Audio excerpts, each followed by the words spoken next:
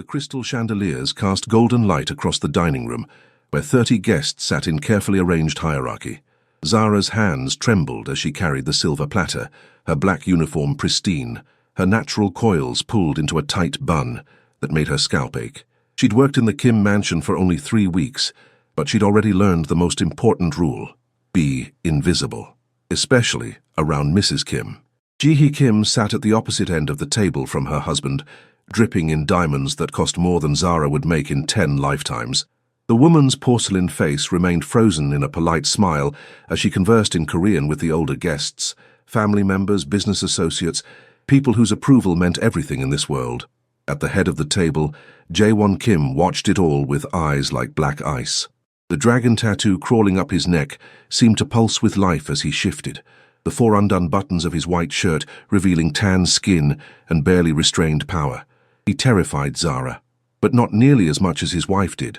Zara had served at elegant dinners before, back when she'd worked catering jobs in Atlanta before moving to Los Angeles, but nothing had prepared her for the suffocating formality of a Korean Mafia family gathering. Every movement was choreographed, every word weighed and measured. She'd almost made it through the main course without incident. "More wine," Ji-hee's voice cut through the conversation like a blade. She didn't look at Zara, hadn't looked directly at her once in 3 weeks, as if acknowledging the help's existence was beneath her. Zara approached with the bottle, her movements careful and practiced. She'd learned to make herself small, to bend her 5'7" frame into something less threatening to women like Ji-hee Kim, who stood barely 5'2" but wielded cruelty like a weapon. The room continued its dance of conversation, Korean phrases mixed with English, laughter at appropriate intervals. Zara poured the wine, the Bordeaux catching the light as it filled the crystal glass. She was turning away when Ji-hee's hand moved. The glass tipped.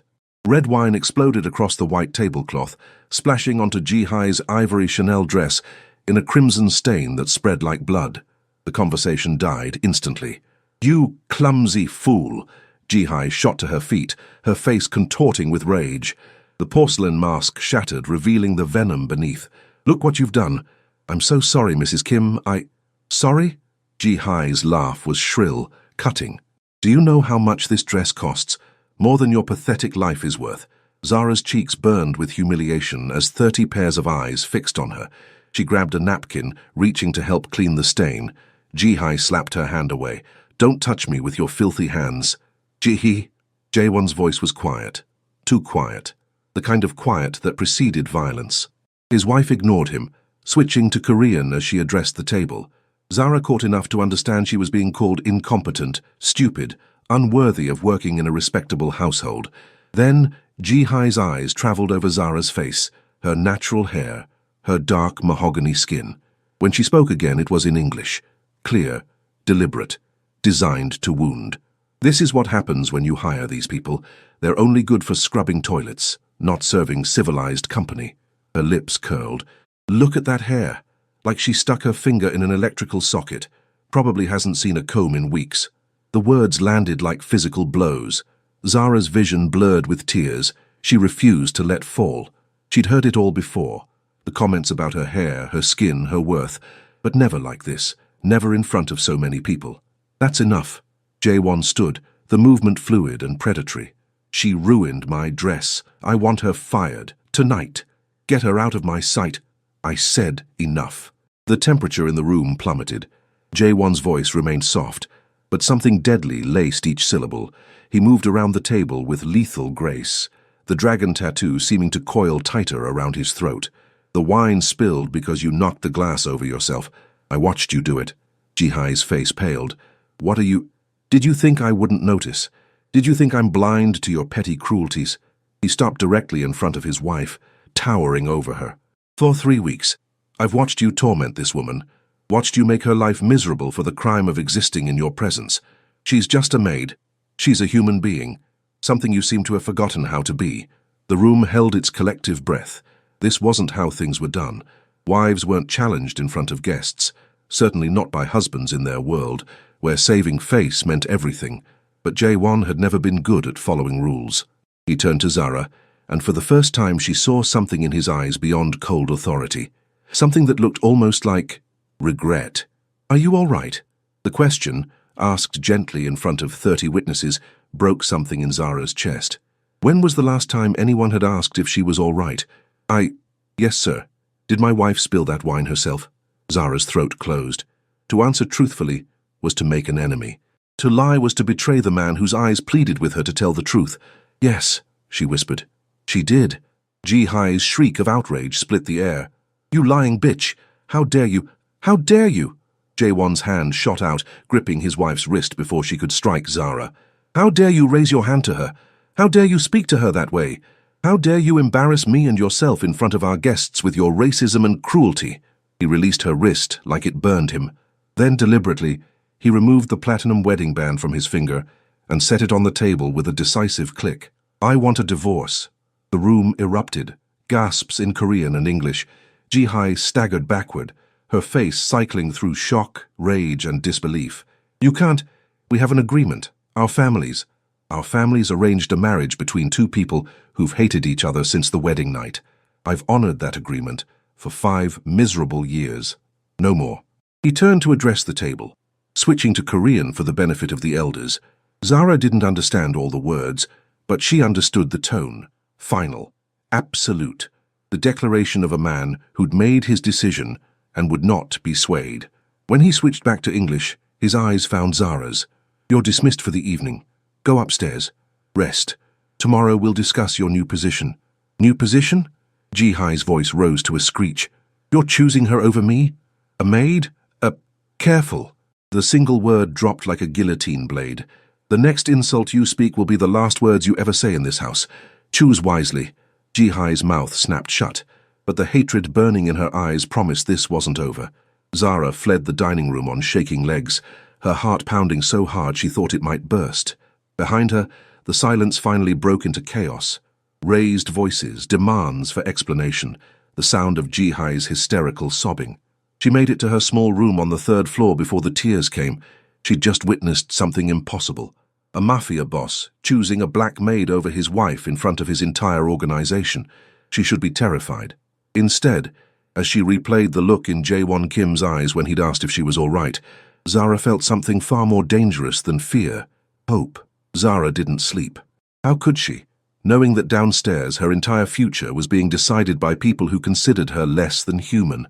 She sat on her narrow bed, still in her uniform, listening to the sounds of the mansion settling. Car doors slamming, engines starting, voices raised in argument. The dinner party was ending, but the consequences were just beginning.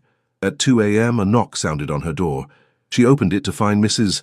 Park, the head housekeeper, a stern Korean woman in her 60s who'd treated Zara with cool professionalism for 3 weeks.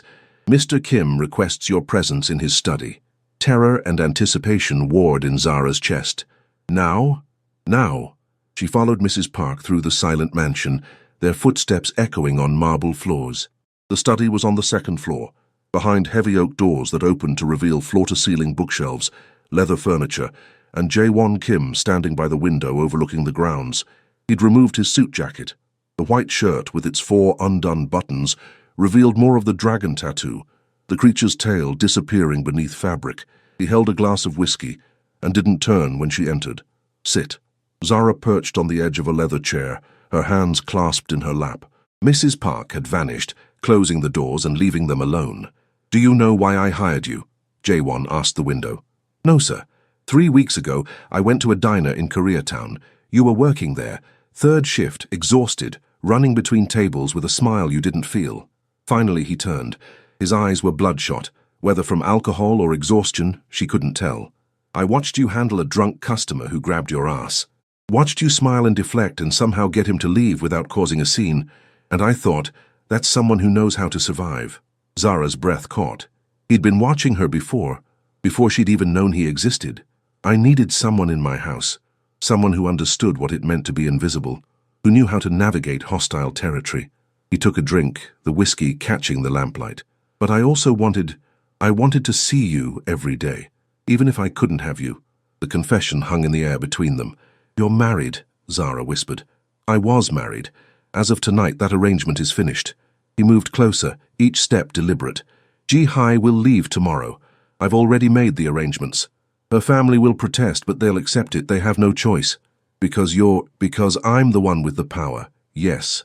He stopped directly in front of her chair, looking down with an intensity that made her skin prickle. I should have divorced her years ago. Should have ended the farce the moment I realized we'd destroy each other, if forced to stay together. But I was comfortable, complacent. It took watching her try to break you to remember what real cruelty looks like. Zara stood, unable to remain seated under that gaze. Why are you telling me this? Because I need you to understand something. His hand rose, fingers gentle as they traced the curve of her jaw. The touch sent electricity cascading through her nervous system. What happened tonight, it wasn't about defending an employee. It was about defending the woman I've been falling in love with for 3 weeks. The world tilted. You can't. I can. I am. And I know it's insane. I know you have every reason to run from this house and never look back. His thumb brushed across her lower lip. But I'm asking you to stay. Not as a maid, as whatever you want to be. My assistant. My companion. Eventually, if you'll have me, something more. Zara's mind reeled. This couldn't be real. Men like Jae-won Kim didn't fall for women like her. Didn't risk everything for a black woman with no money, no connections, no power. Except he had. In front of 30 witnesses, he'd chosen her over his wife, over his comfortable arrangement, over everything that made sense in his world. I don't understand, she breathed. Then let me make it clear. He cupped her face with both hands, tilting her head back. From the moment I saw you, you've been under my skin. Your strength, your dignity, the way you smile even when everything hurts. Ji-hai spent 5 years trying to make me love her and only succeeded in making me hate who I became around her. You spent 3 weeks being yourself and I fell completely. This is crazy. Probably. A ghost of a smile touched his lips. But I've built an empire on crazy decisions. This is just one more. He was going to kiss her. Zara saw the intention in his eyes, in the way his gaze dropped to her mouth. Every logical thought screamed at her to pull away, to protect herself, to remember that fairy tales didn't happen to girls like her. But when his lips met hers, logic evaporated. The kiss was gentle at first, testing, asking permission. Then Zara's hands fisted in his shirt, pulling him closer, and gentle became consuming. He tasted like whiskey and promises, and when his arms wrapped around her waist, lifting her against him, she felt safer than she'd felt in her entire life, which was insane. He was a gangster, a man who ruled through violence and fear. His world was blood and secrets and danger, but his hands were so gentle, his kiss so reverent, like she was something precious instead of disposable. When they finally broke apart, both breathing hard, Jae-won rested his forehead against hers. "Stay," he whispered. "Please." Zara should say no, should grab her few belongings and disappear before this impossible situation destroyed her. Instead, she heard herself whisper, "Okay." His smile was brilliant, transforming his entire face. "Thank you." That night, she didn't return to her small room on the 3rd floor. She stayed in his study, talking until dawn broke over Los Angeles. He told her about his childhood, son of a gangster, raised between 2 worlds, Korean and American, never quite belonging to either. About the arranged marriage that had been more business merger than union. About the loneliness of power. She told him about growing up in Atlanta with a single mother who'd worked herself to death. About moving to LA, chasing dreams that had withered in the face of reality. About the bone-deep exhaustion of working 3 jobs just to survive. "Never again," he said fiercely. "You'll never struggle like that again. I don't want to be bought. I'm not trying to buy you. I'm trying to give you the life you deserve." He laced his fingers through hers. "Stay because you want to, not because you need the money." And Zara realized, somewhere between the kiss and the confession, and the way he looked at her like she hung the moon, she did want to stay. Not for the mansion or the money or the escape from poverty, but for him. Ji-hai left the mansion the next morning with 12 suitcases and a promise of vengeance that echoed through the halls. Zara watched from an upstairs window as luxury cars arrived to collect her, as she screamed at Jae-won in rapid Korean, as she finally swept away in a cloud of designer perfume and wounded pride. "She'll cause trouble," Mrs. Park said quietly, appearing beside Zara. The older woman's expression remained neutral, but something had shifted in how she looked at Zara. "Mrs. Kim has connections, family, friends." "I know. Mr. Kim has chosen you. That makes you a target." Zara turned to face her. "Are you warning me or threatening me?" Mrs. Park's lips twitched, almost a smile. "Warning. Mr. Kim, he's a good man, underneath everything else. He deserves happiness. And you, She paused, studying Zara with shrewd eyes. You're stronger than you look. You'll need to be. The first week passed in a surreal haze. Jae-won moved Zara into the guest wing, a suite of rooms that included a bedroom larger than her entire apartment in Koreatown had been. He bought her clothes that actually fit, jewelry she was afraid to wear, books she'd mentioned loving once in passing. You don't have to buy me things, she protested after the third delivery of designer dresses. I want to. Let me. He pulled her onto his lap in his study, nuzzling into her neck. I've spent 5 years buying things for a woman who never appreciated anything. Let me spoil someone who actually deserves it. The mansion staff adjusted to the change with varying degrees of acceptance. Some, like Mrs. Park, seemed relieved that Ji-hai was gone. Others whispered in Korean when Zara passed, their judgment clear even without understanding the words. But Jae-won didn't care. He kept her by his side constantly, at business dinners, during meetings with associates, even when handling the darker aspects of his empire. She became his translator of American culture, his second set of eyes, his conscience when violence became too appealing. You make me better, he told her one night, his head in her lap as she ran fingers through his hair. Softer, more human. You were always human. Was I? He caught her hand, pressing a kiss to her palm. Sometimes I wonder. This life, it strips humanity away piece by piece. You're giving it back. Zara learned the rhythms of his world, the legitimate businesses, restaurants, real estate, import, export, that fronted for less legal operations, the delicate balance of power between Korean factions in LA, the constant vigilance required to stay on top. She also learned Jae-won's body, the scars from old fights, the way he shuddered when she traced the dragon tattoo with her tongue, how he loved falling asleep with his head on her stomach, her fingers in his hair. They hadn't slept together yet, not fully. He was waiting, giving her time to be sure, but the tension built like a storm, electric and inevitable. It broke 3 weeks after Ji-hai's departure. Zara woke to raised voices downstairs, Korean, rapid and angry. She grabbed a robe and hurried to the study, where Jae-won stood surrounded by his lieutenants. What's wrong? He turned, and the ice in his eyes made her blood run cold. Ji-hai, she's made her move. What did she do? She went to the Park family, my biggest rivals. He laughed bitterly. She's given them information, shipment schedules, routes, names of informants in their organization. One of the lieutenants spoke in harsh Korean. Jae-won responded in kind, his tone dismissive. The lieutenant persisted, gesturing toward Zara. What's he saying? She asked quietly. Jae-won's jaw clenched. He's saying this is your fault, that I was distracted by you and didn't see Ji-hee's betrayal coming. Is he right? No. He crossed to her, cupping her face. Ji-hee was always going to betray me. She hated me long before you arrived.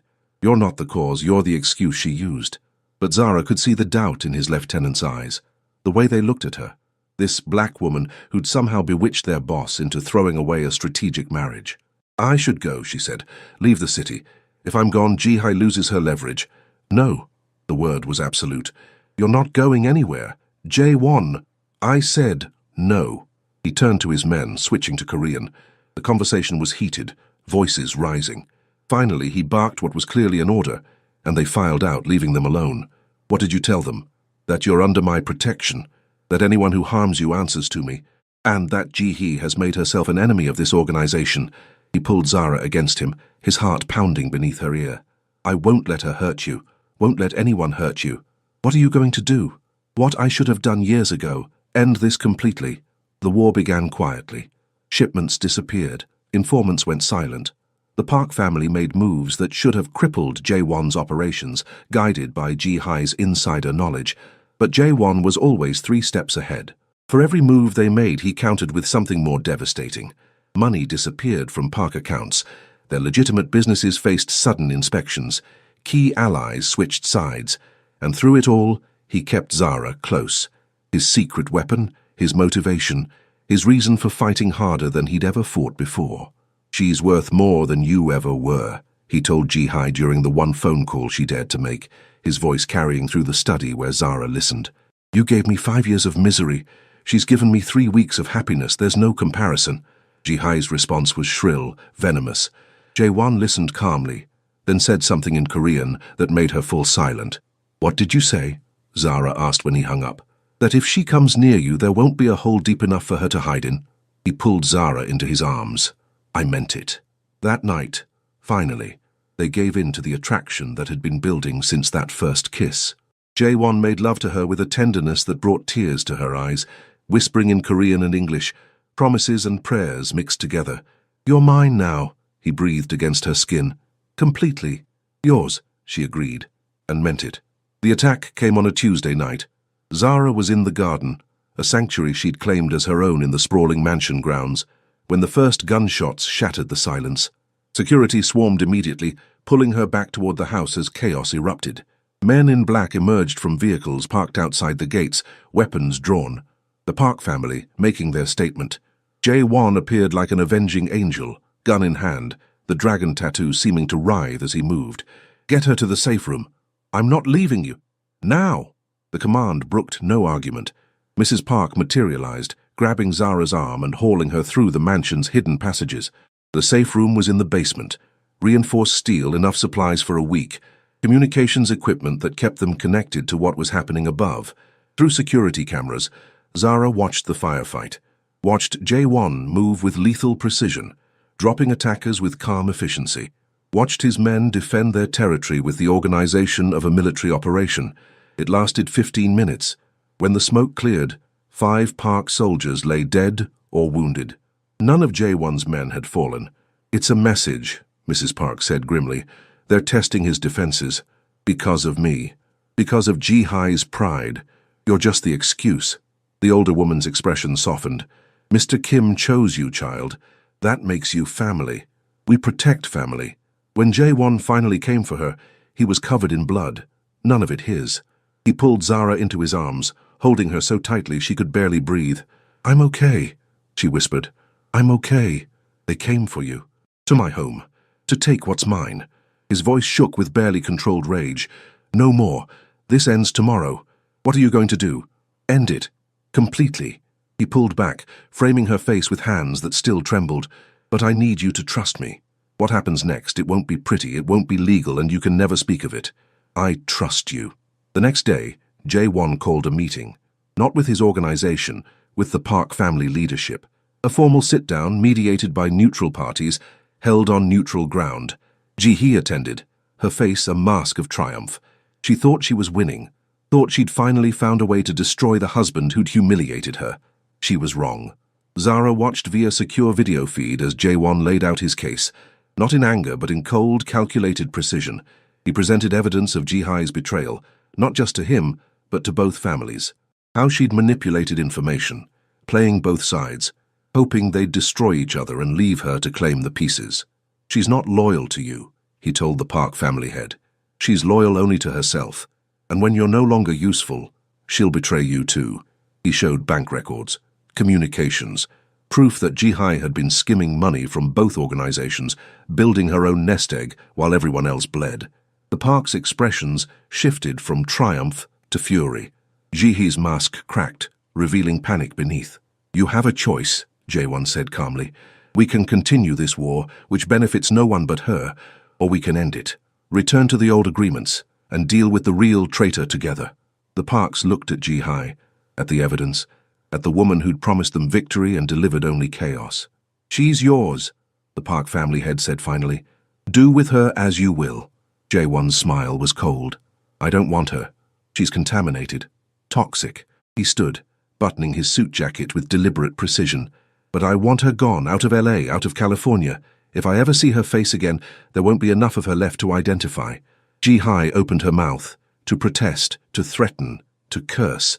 But the Parks were already dragging her away, their own fury now directed at the woman who'd made fools of them all. When Jae-won returned to the mansion, he found Zara waiting in his study. He stopped in the doorway, suddenly uncertain. "Is it over?" she asked. "It's over." She crossed to him, reaching up to loosen his tie. "Are you okay? I should be asking you that. After everything. I'm still here. Still yours." She kissed him softly. "That's all that matters." Something in his expression crumbled. He pulled her close, burying his face in her neck. "I love you. God, I love you so much it terrifies me." "I love you too."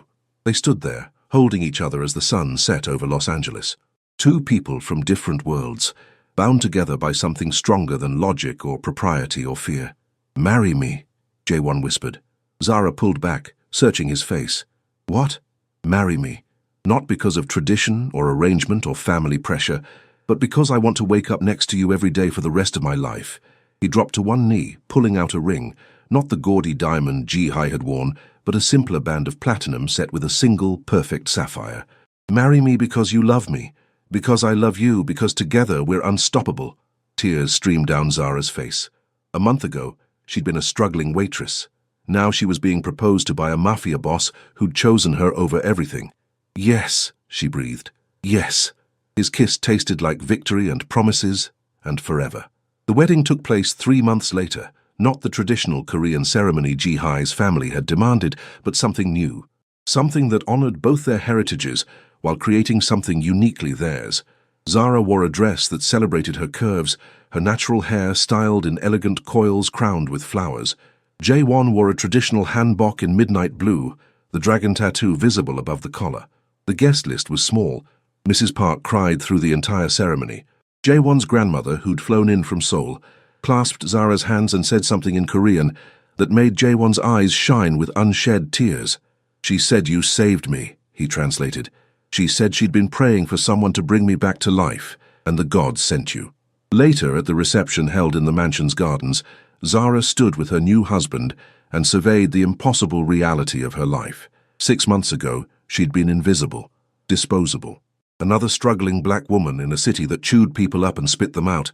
Now she was Mrs. Kim, wife of the most powerful Korean gangster in California. Protected, cherished, loved.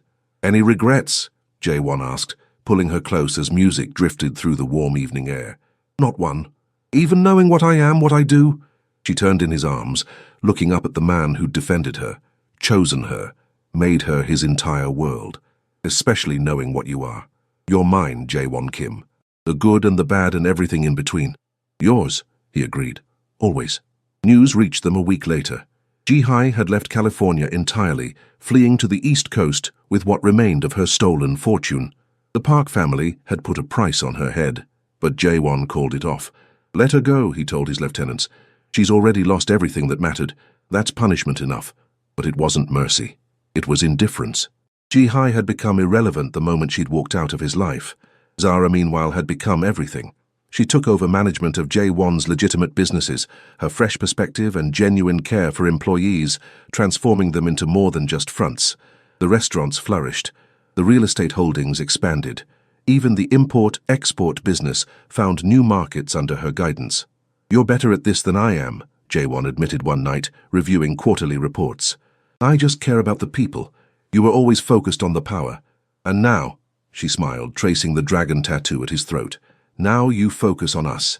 The empire can take care of itself." 6 months after the wedding, Zara stood in their bedroom, staring at the positive pregnancy test with trembling hands. A baby. They were going to have a baby. When she told Jae-won, he lifted her off her feet, spinning her around with a joy she'd never seen from him. A child.